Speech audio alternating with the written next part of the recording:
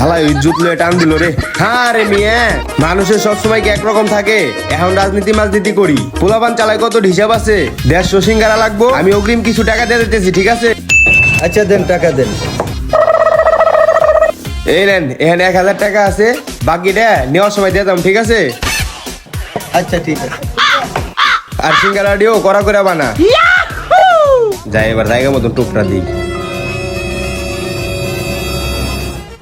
এই তো, হ্যাঁ পড়ছি।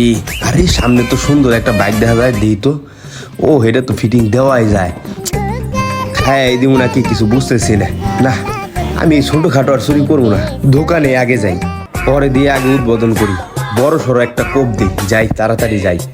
দোকানের ব্যবসা তো ভালোই দেখা যায়। কি ভাইয়া, নতুন দোকান দিচ্ছেন নাকি? জি ভাই, আসলাম তো আপনাদের এলাকায়।